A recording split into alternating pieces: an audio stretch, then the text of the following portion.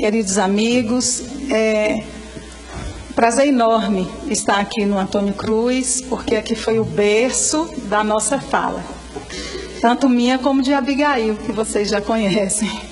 Foi aqui no Centro Espírita Antônio Cruz que nós iniciamos os primeiros serviços, né, na reflexão pública do conhecimento espírita. E principalmente é um prazer trazer um tema que nós acreditamos ser da maior importância, que é a construção de uma cultura de paz. Nós vamos falar de algo que não conhecemos, porque nós só conhecemos e só vivemos numa cultura de violência.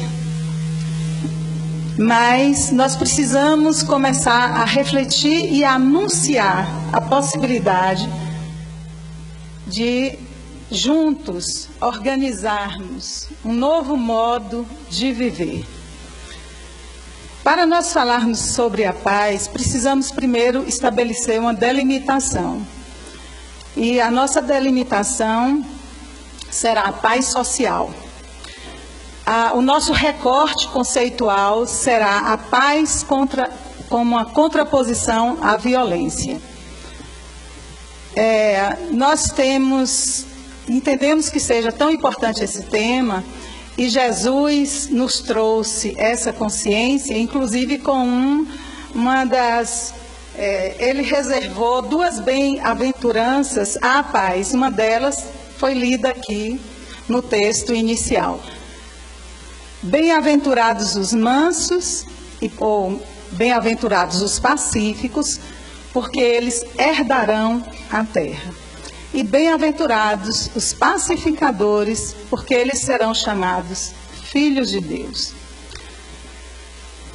Quando nós vemos um artigo na Revista Espírita, onde Kardec trata das primeiras noções de moral na infância, ele chega a dizer que é preciso que o espírito tenha uma natureza excepcionalmente boa para não sucumbir às perniciosas influências que ele recebe desde a sua entrada no mundo corpóreo. E ele chega a usar uma expressão meio forte, porque ele fala que as nossas imperfeições, elas são fomentadas com o leite materno. E, de fato, nós vivemos em uma sociedade onde nós somos alimentados para a manutenção de uma cultura de violência. Nesse artigo, Kardec, dentre muitas outras coisas, né, que ele lista para fundamentar a sua ideia, ele diz que um dos castigos para as crianças naquela época, que faziam malcriações, era fazer a sua refeição com os criados. E nós vamos aqui defender uma tese de que a origem da cultura da violência, ela está, da violência social principalmente, e aí nós vamos chamar de violência social toda a miséria, a fome, a humilhação, além da violência propriamente dita, os genocídios, etc. Então, nós vamos defender aqui a tese de que toda a violência social, ela tem sua origem na divisão de pessoas como de primeira e segunda classes. E Kardec já nos deu esse indicativo nesse artigo, ao nos lembrar de que as crianças eram humilhadas ao serem obrigadas a ir comer com os criados, pessoas inferiores. Nós vamos assim sedimentando esse orgulho. E nós vamos então observar que a raiz dessa origem, se é que nós podemos nos expressar dessa maneira, está no orgulho e no egoísmo também, como nos orienta a própria codificação. O orgulho, porque ele nos traz a impressão de que nós somos superiores e nós nos comportamos como tal. O egoísmo, porque quando nós vamos tomar decisões, nós atendemos aos nossos interesses antes de atender às nossas crenças e aos valores que dizemos possuir. É muitas vezes manipulando o egoísmo e o orgulho, é que dentro da sociedade se cria, às vezes, e se manipula uma população ou grupos para justificar a sociedade onde nós vivemos e para se desenvolver projetos de poder. Escolher um inimigo, nós vamos aqui relatar uma tática. Escolher um inimigo e fazer foco nesse inimigo. E depois desqualificá-lo, procurar uma vileza ou um erro que ele tenha cometido, transformar esse erro em 1000. E se esse inimigo não tiver cometido um erro que possa desqualificá-lo, nós vamos então inventar isso. E vamos repetir isso tantas vezes. E vamos mandar que os seguidores também o repitam tantas vezes. Essa mentira, ou esses erros ainda que sejam verdade. E vamos responsabilizar esse nosso adversário por todas as mazelas sociais. A fome, a miséria, vamos responsabilizá-lo por tudo. E repetir, junto com os nossos seguidores, tão sucessivamente, que a ponto da imprensa oficial divulgar isso como uma verdade. E chega um momento em que ninguém discutirá mais se isso tem chance de ser uma mentira. Então nós vamos desqualificar, porque depois que eu desqualifico, eu faço dele o que eu quiser. Essas orientações são do ministro de propaganda do nazismo, Goebbels, vocês já devem ter ouvido falar. Não sei se nós aprendemos com o Holocausto, com a desumanização do Holocausto, mas nós aprendemos certamente com o seu ministro de propaganda. Disso não há dúvida. Então, como foi que Hitler conseguiu matar em torno de 6 milhões de judeus? Como foi que ele construiu a possibilidade de matar mais milhares de comunistas, de deficientes físicos, etc. Uma das promessas dele, inclusive, era limpar as ruas dos mendigos, dos bêbados, e ele conquistou, assim, a adesão dos alemães, uma das sociedades mais civilizadas da época. Como ele conseguiu isso? Como a genialidade do seu ministro de propaganda conseguiu isso? Manipulando os nossos medos, que estão relacionados ao nosso orgulho e ao nosso egoísmo. Então, depois de fazer isso, ele não mandou que levassem esses milhões de pessoas para a câmara de gás, ninguém ia obedecer a uma ordem dessa.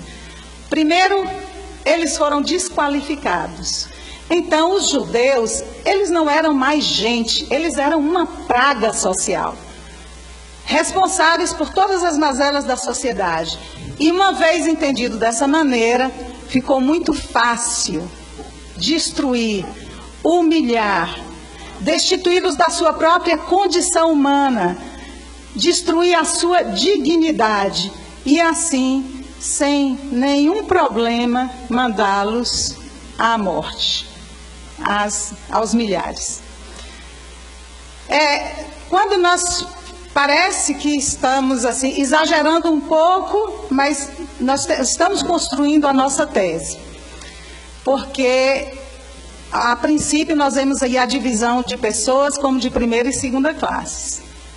Aqueles de primeira classe podiam dispor daqueles outros. No Brasil, nós vivemos a escravidão. De repente, trouxeram para o Brasil pessoas negras. E aí disseram, eles parecem com gente, mas eles não são gente. eles não têm a nossa cor, eles falam uma língua diferente da nossa, eles têm uma cultura, se é que se poderia chamar de cultura diferente. Eles não são pessoas, eles não têm alma, então eles não são gente.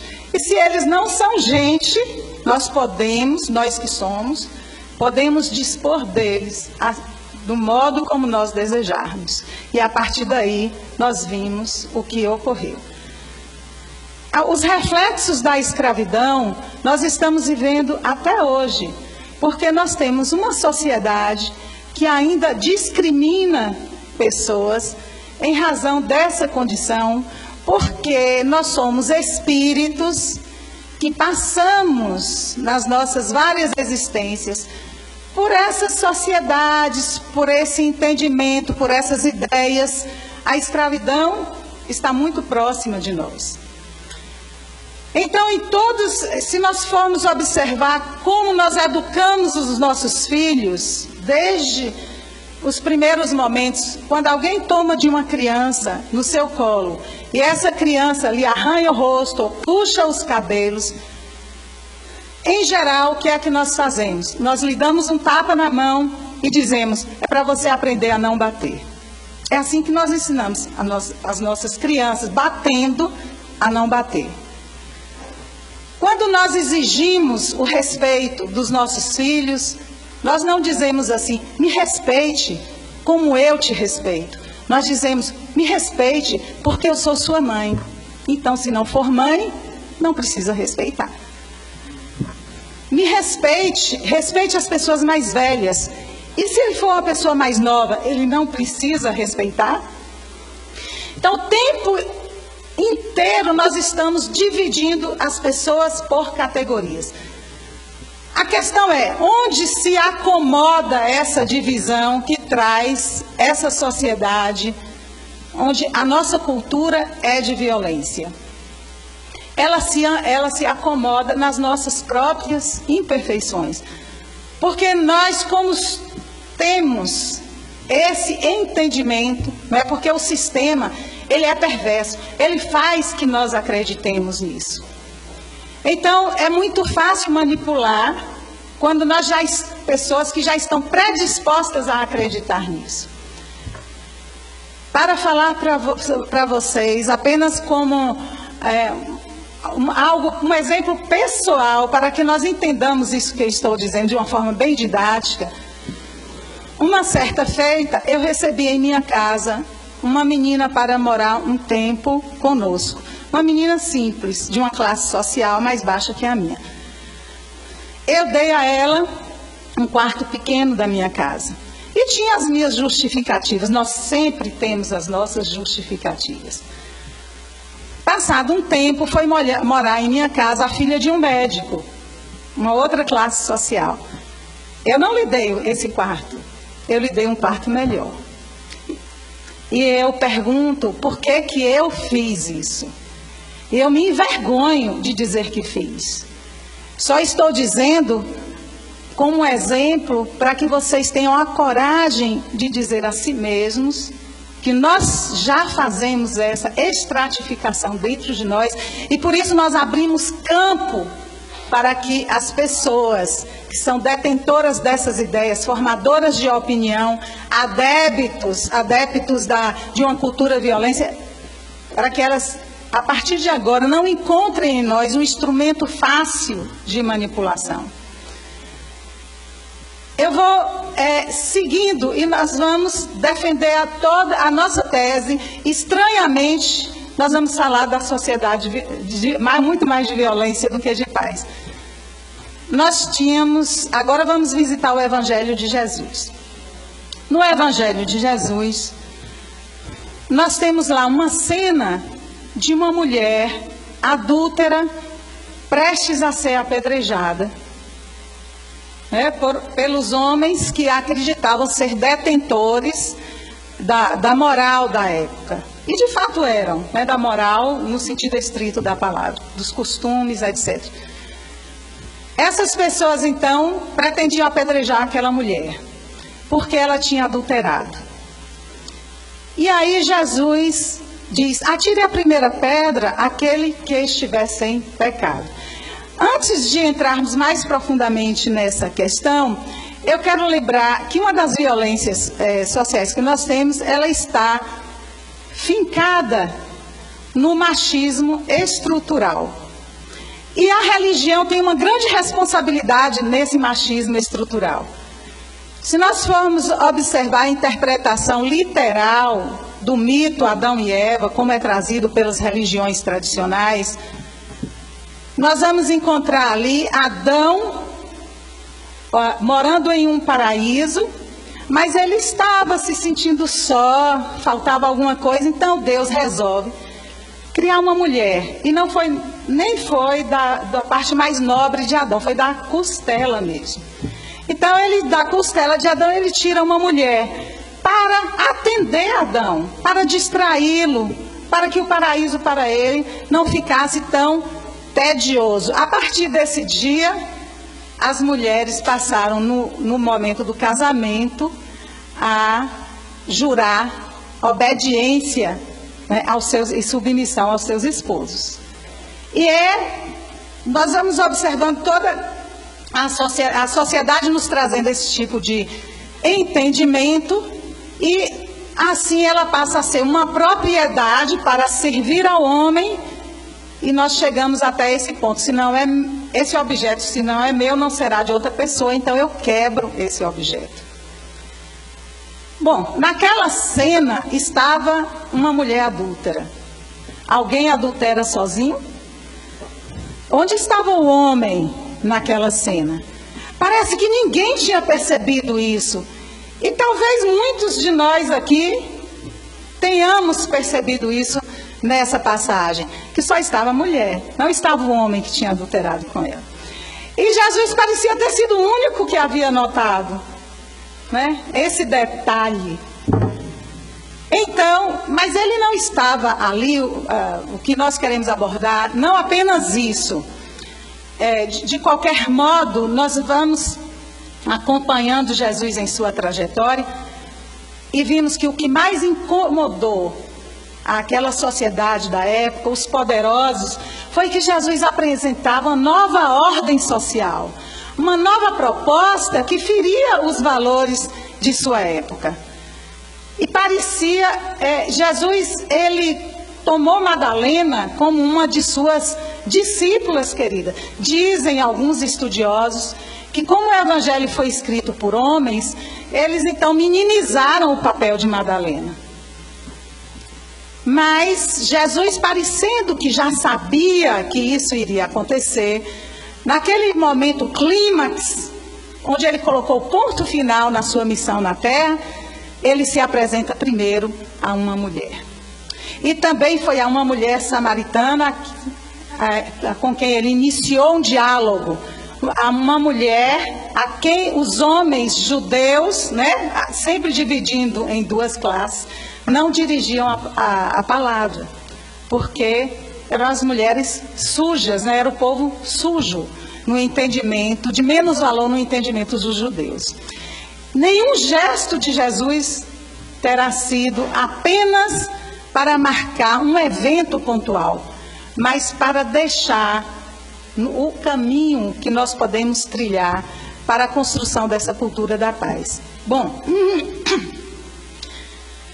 mas dissemos, nesse evento, talvez o mais importante não fosse salvar aquela mulher, mas salvar aqueles homens que a queriam apedrejar.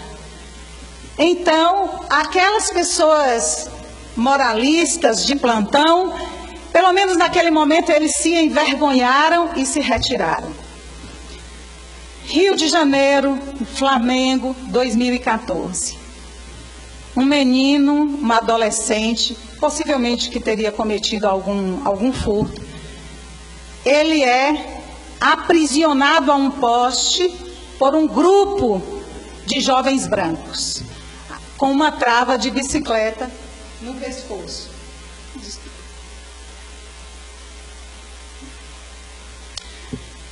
E aqueles jovens, não contentes de tê-lo aprisionado, tiraram-lhe a roupa e o deixaram nu. E no artigo de Brum, eu me esqueci o nome dela, é um artigo do jornal É o País, Eliane Brum. Ela diz, talvez porque eles tenham visto que o seu corpo não era diferente do deles, eles lhe cortaram a orelha, para marcar essa diferença, que talvez por uma distração Deus tenha se esquecido de marcar. Então estava ali aquele menino, preso a um poste, com uma trava de bicicleta, despido e de orelha cortada. O que há de semelhante, de diferente nessas duas cenas? Quem eram as pessoas que estavam querendo apedrejar Madalena, aquela mulher adúltera, desculpe. Quem eram aquelas pessoas que estavam destituindo aquele jovem de sua dignidade humana? São duas cenas muito parecidas, mas naquela primeira Jesus estava lá. Ele estava lá para deixar claro quem era cada uma daquelas pessoas. Como a dizer que eles não eram diferentes daquela mulher.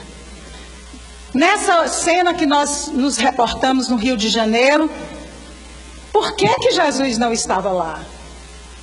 Ele devia estar lá também, mas ele não estava porque nós o aprisionamos no seu tempo.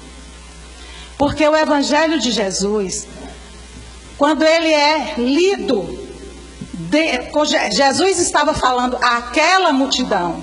Jesus falou àquele moço rico. Jesus falou àqueles homens que iam apedrejar aquela mulher. É um deleite, porque são passagens poéticas até bonitas. Mas quando nós viramos o Evangelho para nós, quando nós viramos o espelho, aí ele deixa de ser um deleite para ser um incômodo, um desconforto.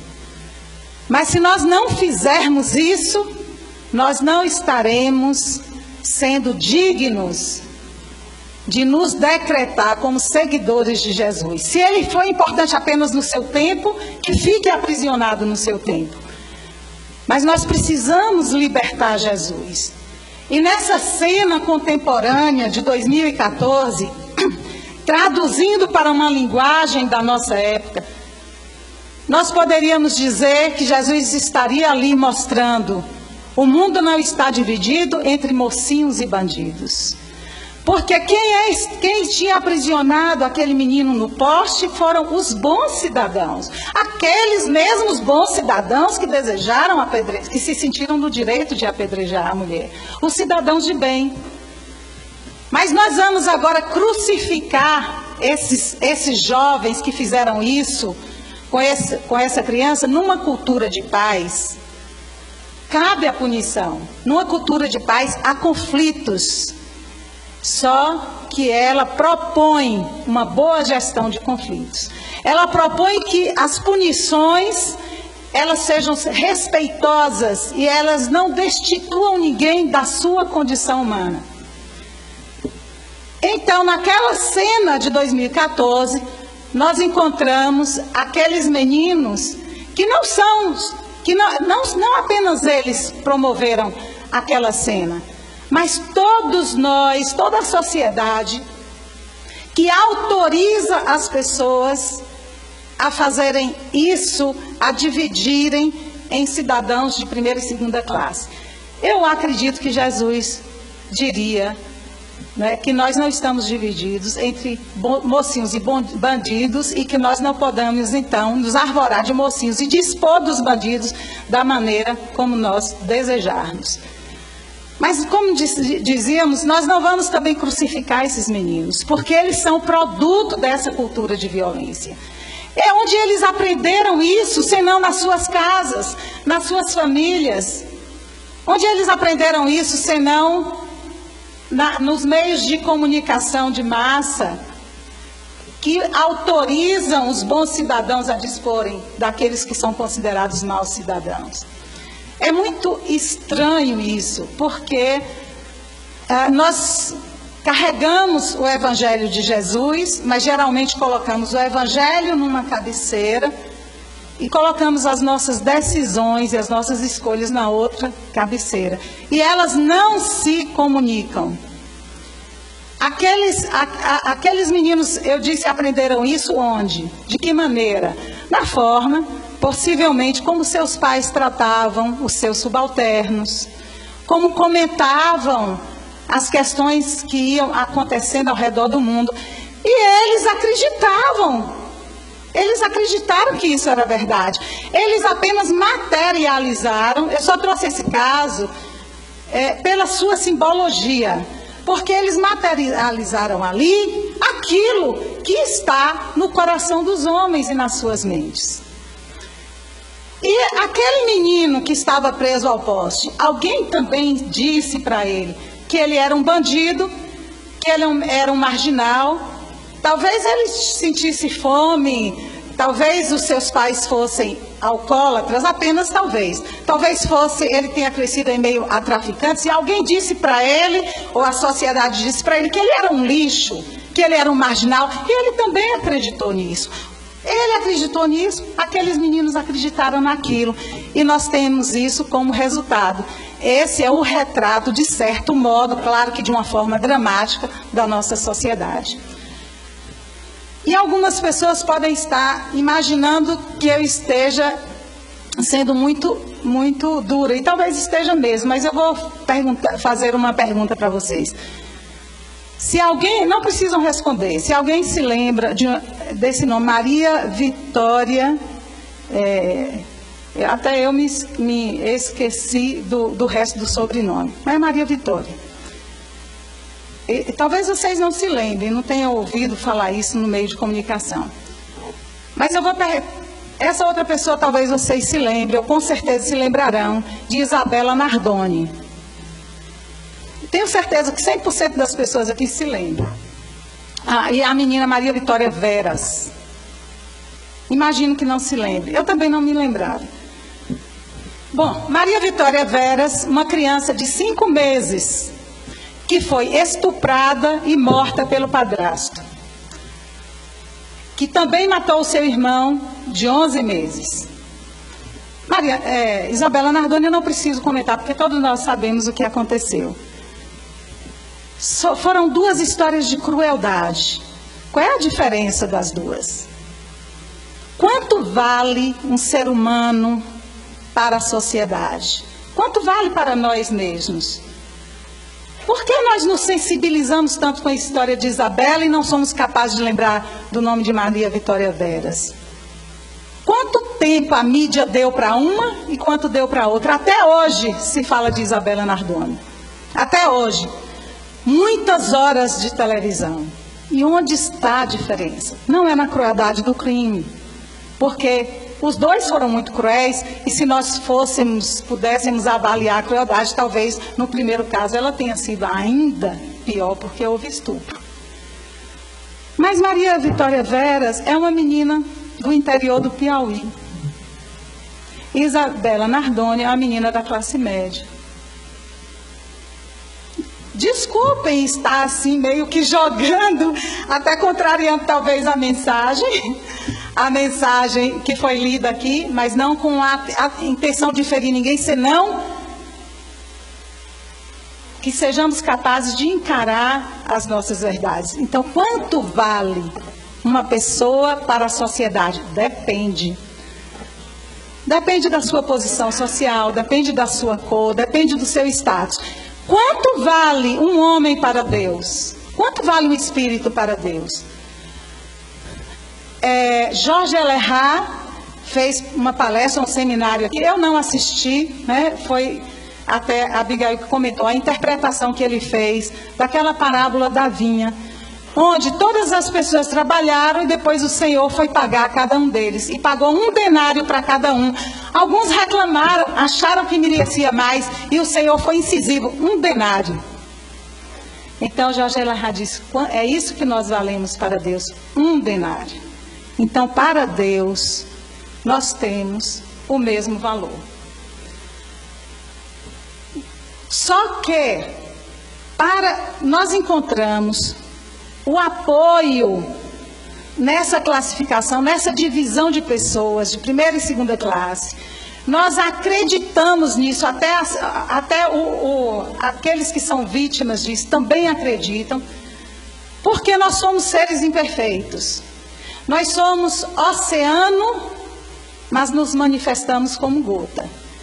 E é claro que um oceano não vai se conformar em se represar numa gota. Então, o que é a gota? A gota é o nosso consciente, é aquilo sobre o que nós temos controle. É a forma como nós nos manifestamos no mundo de forma consciente. Isso é a gota. Mas o nosso inconsciente, que é o oceano que nós somos, já transitou pelas mais diversas situações e nós nunca vivenciamos, nunca estivemos numa sociedade civilizada. E quem está dizendo isso não sou eu. Kardec, no Livro dos Espíritos, ele diz que nós não somos uma civilização. Nós estamos no primeiro passo da civilização, nós somos apenas povos esclarecidos. E ele continua, numa civilização, e diga-se numa civilização cristã, ninguém deveria morrer de fome. Numa civilização, aí Kardec se preocupou em perguntar, e as desigualdades sociais são obra de Deus? Os espíritos responderam incisivamente, não, é obra do homem. Um dia elas vão desaparecer? Sim. Um dia elas vão, quando a sociedade for justa, essas desigualdades deverão desaparecer, permanecendo apenas aquelas resultantes do mérito. Então, essa sociedade, com essa cultura de violência, é uma sociedade construída por nós. E nós ratificamos a todo momento isso, nós aprofundamos isso. Justamente porque ela se conecta com esse oceano que nós somos. Essas estruturas psíquicas que nós forjamos no tempo e que resiste em serem desconstruídas. Qual é a função da gota, essa personalidade que nós assumimos nesse momento? Mudar a química desse oceano. É ouvir, é assumir que possui essa estrutura. E a partir daí, estabelecer uma nova construção. Mas isso é difícil, porque essas estruturas, elas têm raízes profundas. E o nosso desejo de mudança ainda é muito frágil. Mas nós precisamos entender isso se nós desejarmos mudar o mundo em que nós vivemos. Se nós não compreendermos como o mundo funciona, nós não podemos mudar esse funcionamento. Quando eu falei para vocês dessa percepção que eu tive em relação ao quarto que eu ofereci para uma menina e depois o outro que ofereceu para outra, e eu senti um choque em perceber muitas outras coisas, só estou trazendo um exemplo, porque não estou aqui para falar de mim. Eu percebi isso a partir da leitura de um livro de sociologia, não foi de um livro espírita. Porque os missionários, as ideias, elas estão em todos os lugares. Kardec, ele falou com muita propriedade que não interessa ao espiritismo fazer proselitismo, porque ele sabia que não convinha dividir mais uma vez as pessoas em duas classes, aqueles que têm a melhor religião e aqueles que não a têm.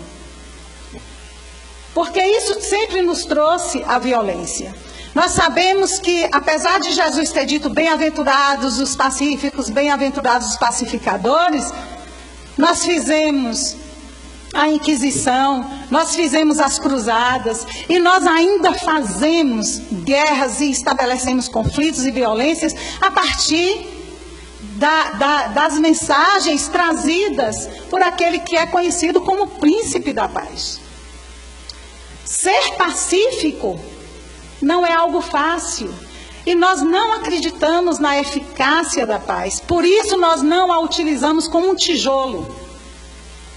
Por isso, nesse processo educacional que nós falamos, onde nós usamos a violência até dentro da nossa casa, com os nossos próprios familiares. Eu tenho uma história bem interessante. Eu tenho um colega e ele disse que o sogro dele, quando o filho cometia um erro, ele dava uma surra no filho. Aí depois que ele batia bastante, ele dizia assim, isso é pelo que você fez. Aí batia de novo e disse, isso é pelo que você ainda vai fazer. Então ele não acreditava no efeito daquela agressão. E de fato ele não devia acreditar. Porque quando nós tocamos a outra pessoa com o que nós temos de pior, com a nossa agressividade, nós despertamos nele aquilo que ele tem de pior. Quando Jesus diz que o reino seria daqueles que o tinham visitado na cadeia quando ele foi preso, ele não estava se referindo, de certo, a uma situação pontual. Ele estava se referindo ao fato de nós nunca usarmos na punição a destituição da dignidade humana, desqualificando o indivíduo. Porque o indivíduo, quando ele é desqualificado, ele acredita nisso e ele age como tal. Então Jesus, quando falou que bem-aventurados os pacíficos, porque eles herdarão a terra, ele estava nos dizendo aquilo que Gandhi depois iria expressar de uma forma muito poética. Gandhi disse, não há caminho para a paz é o caminho. Doutora Regina Migliori, a presidenta de uma ONG Mind Educa, ela diz que se nós tomarmos a paz como uma meta, aí nós vamos procurar os meios para chegar a essa paz. Esses meios poderão ser a violência e a guerra. Porque quando você estabelece a paz como meta, você precisa perguntar, a paz para quem? E de que paz nós estamos falando? Mas quando você estabelece que a paz não é a meta, mas caminho, não, como Gandhi disse, não há caminho para a paz é o caminho. Aí nós encontramos uma concordância com Jesus. A paz é construída com atitudes pacíficas, mas ser pacífico numa sociedade onde a cultura é de violência expõe o indivíduo ao furor dos violentos. E foi assim que Anna Paquin, ela estava em um ônibus e aí ela foi instada a se levantar da sua cadeira, isso no Alabama, nos Estados Unidos, uma época de segregação racial.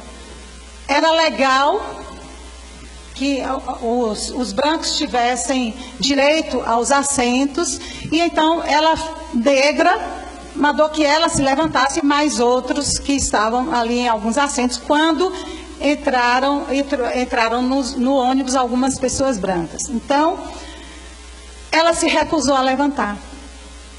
Ela disse que não se levantaria. E o motorista falou, mas por que você não vai se levantar? Os outros tinham se levantado. Ela disse, porque eu não vejo razão para me levantar. Ele disse, então eu vou chamar a polícia, e você vai ser presa. Ela disse, pois que me prendam, mas eu não vou me levantar. A partir dessa atitude dessa mulher, ela foi de fato presa. Se iniciou uma luta pelos direitos civis dos negros nos Estados Unidos, mas foi preciso mais de 360 dias de boicote, porque aí os negros começaram a boicotar a empresa de ônibus. E só depois de um ano, provavelmente, eles começaram a ouvir o silêncio daquelas pessoas. Ela foi pacificadora. E eu digo por quê. O indivíduo pacífico e o pacificador, pacificidade não é sinônimo de passividade. Quando Jesus disse, se alguém lhe bater numa face, ofereça a outra, ele não estava dizendo para nós nos acovardarmos, mas para darmos uma resposta pacífica ao violento. E a partir disso, então, se criou um novo entendimento, novos valores, novas leis. De um gesto, ela foi totalmente pacífica, mas desafiadora, rebelde. Gandhi também foi rebelde. Nós não estamos falando de revolta, eles não eram revoltados. É a rebeldia contra o que é injusto, contra o que não é moral. E nós vamos encontrar no Livro dos Espíritos, também é uma questão que fala sobre gratidão, mas cabe muito bem aqui. Kardec pergunta se então não seria melhor que fôssemos menos sensíveis para sermos mais felizes? Ele diz, e sim, se desejardes a felicidade do egoísta. Bem triste felicidade seria essa. No Evangelho segundo o Espiritismo, nós vemos também em uma expressão muito forte a respeito da paz que nós podemos, da tranquilidade que nós podemos traduzir por paz, né? Essa tranquilidade conseguida ao preço de uma indiferença culposa é a tranquilidade do Mar Morto, que esconde em suas profundezas a lama fétida e a corrupção. Então ele está nos concitando a fazer uma ação no bem. A única forma de nós trabalharmos as nossas imperfeições é a encararmos, em primeiro lugar, e depois promover uma aproximação do bem, porque o bem é sistêmico. Nós acabamos convergindo para o bem. E também na codificação kardeciana que nós vamos encontrar que às vezes é necessário que o mal chegue ao extremo para que o homem sinta a necessidade do bem e da reforma. Mas em nós não encontramos nenhuma linha na codificação, menos ainda nenhuma atitude de Jesus que expresse uma forma moralista de expor as suas ideias. Ao contrário, Jesus, ele acolheu a todos, como que a dizer que uma sociedade onde a cultura seja de paz é uma sociedade inclusiva. Então Jesus não se negava a confabular com ninguém, a estar com ninguém. E a todo momento ele evidenciava isso, não só nas suas falas, mas nos seus gestos. E nós vamos encontrar o contrário, tanto em Jesus, onde ele aplicou o rigor apenas com os hipócritas, porque quem são os hipócritas? Os hipócritas são aqueles que sabem, são aqueles que conhecem e se utilizam do conhecimento de forma deturpada para justificar as suas posições inconfessáveis. Hoje nós temos, para me utilizar de uma expressão de um pastor evangélico, Ed René Gvitze, as igrejas mercadológicas, essa é uma expressão dele, elas estão se judaizando, elas estão se afastando cada vez mais do Evangelho de Jesus e se aproximando do Velho Testamento. Por quê? Porque não se encontra no Evangelho de Jesus sustentação para a barganha, sustentação para a pregação de nenhuma proposta que nos afaste da cultura da paz e nos aproxime da violência. Não existe. Para o Espiritismo, menos ainda. Kardec, ele explicita, os Espíritos a Kardec, que uma das grandes contribuições do Espiritismo é acabar com o preconceito, ou seja, é aproximar as pessoas, é fazer que as pessoas entendam que cada um de nós vale um denário. Não valemos uns mais do que os outros. Então, nós temos esse movimento dessas igrejas chamadas mercadológicas. E nós espíritas, o que estamos fazendo com o Evangelho de Jesus? Por que continuamos aprisionando Jesus no seu tempo e não viramos o espelho para nós? E não percebemos que ele estava falando com a nossa sociedade, que ele estava falando para as nossas instituições, estava falando para nós mesmos. Se nós não fizermos isso, nós não conseguiremos mudar de uma forma, talvez assim, a trazer o seu reino, o reino de Deus para a terra. Então, Jesus nos concita a uma situação moralizada e não moralista. No Evangelho, ainda é no Evangelho, eu não sei quantos minutos terminou o tempo. Eu não sei quem é que está medindo o tempo. 5 minutos? Ok. Então nós vamos encontrar ainda no Espiritismo, no Evangelho segundo o Espiritismo, alguma coisa mais ou menos assim. Não imiteis os homens que se expressam como os detentores da boa moral, os que fazem propaganda de sua própria virtude. Frequentemente eles escondem sob essa propaganda de suas virtudes uma multidão de vilezas e desprezíveis torpezas. É o Evangelho que diz isso. Não sou eu que estou dizendo. Então existe na forma como nós nos comportamos, como nós dissemos, não a cabeceira o Evangelho, na outra, as nossas decisões que atendem a interesses corporativos, existe aí uma desconexão que nós precisamos resolver. Um espírita que é a favor de pena de morte, quando nós sabemos que o bandido morto, o bandido bom, que é o bandido morto, ele vem para as nossas reuniões mediúnicas e nós temos que piedosamente lhe oferecer a misericórdia. Então, enquanto ele estava encarnado, não precisava.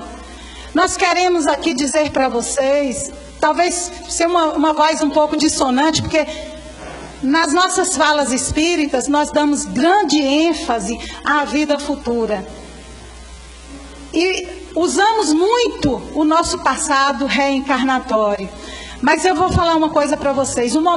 Talvez o momento mais grave da nossa evolução seja o tempo em que nós estamos encarnados.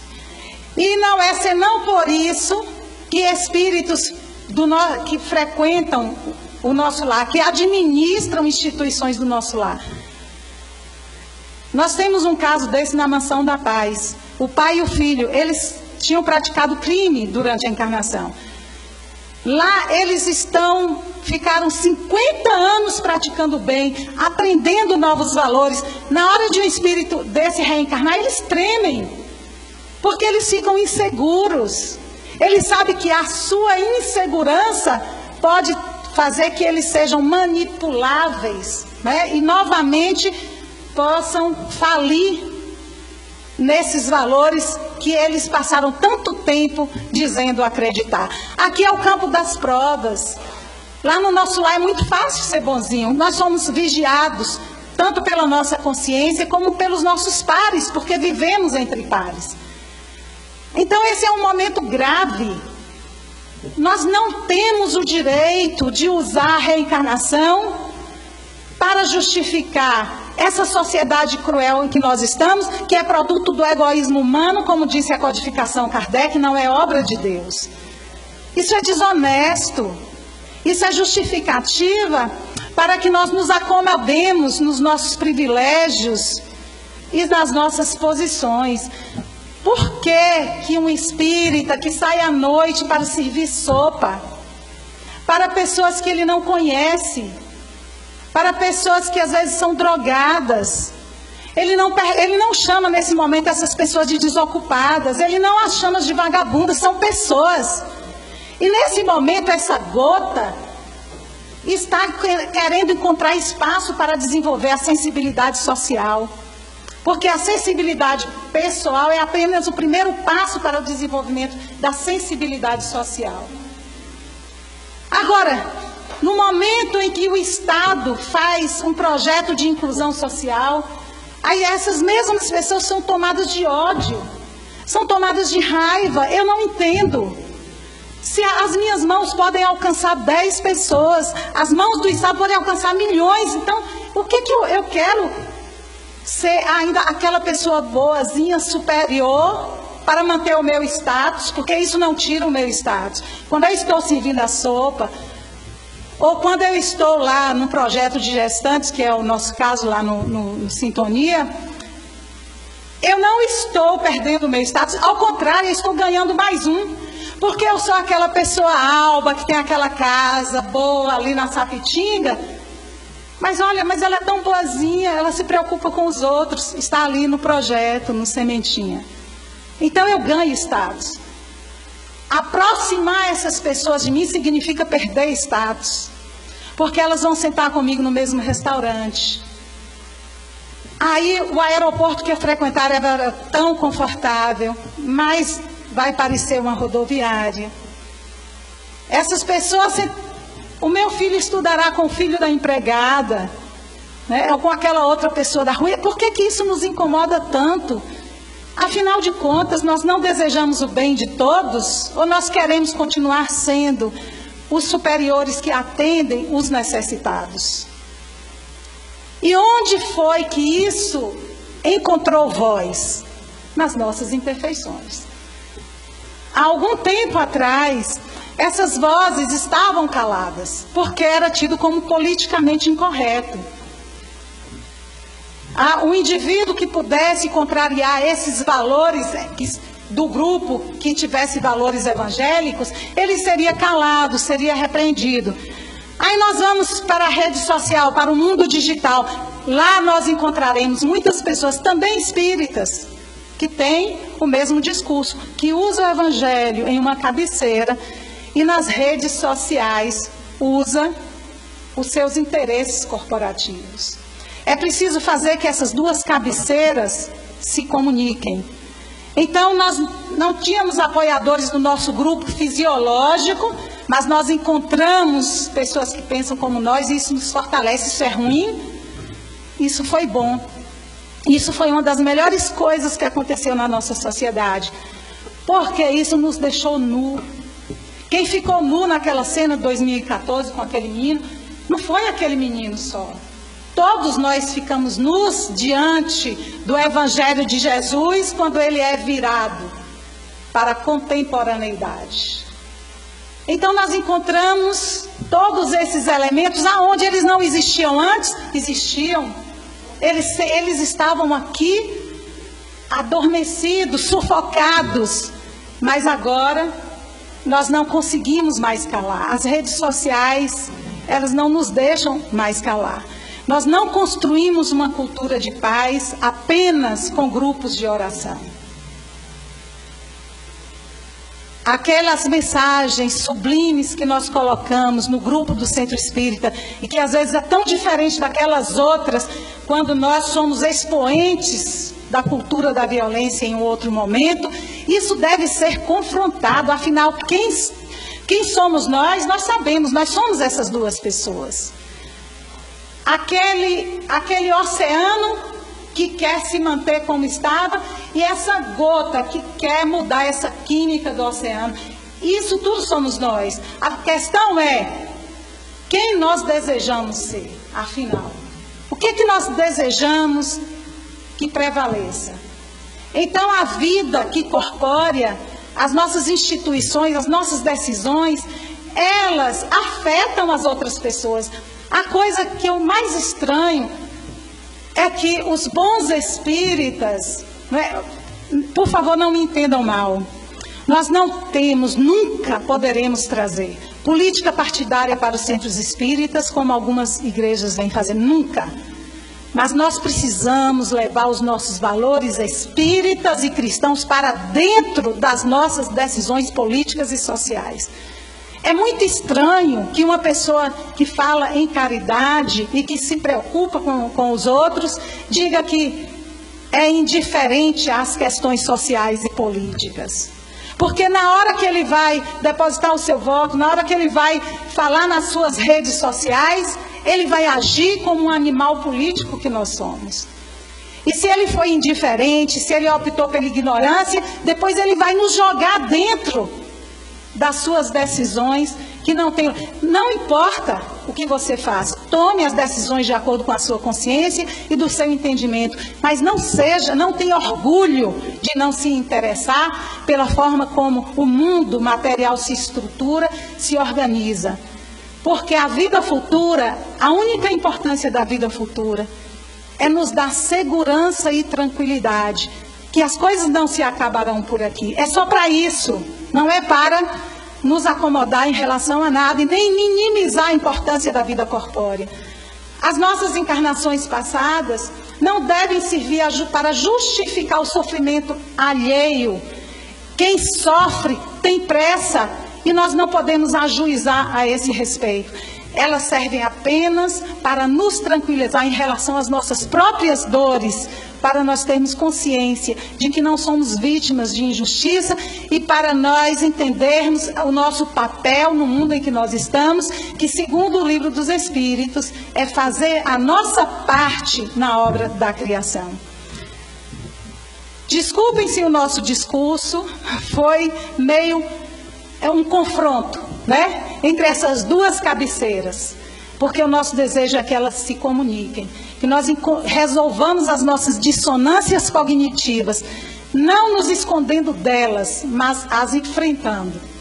Nós não fizemos aqui uma fala que pretenda indicar meios para para adquirirmos um apartamento mobiliado em nosso lar. Menos ainda aprofundar o nosso desejo de nos tornarmos espíritos superiores. Nós desejamos tão somente mostrar a urgência de nos tornarmos humanos. Um abraço em todos.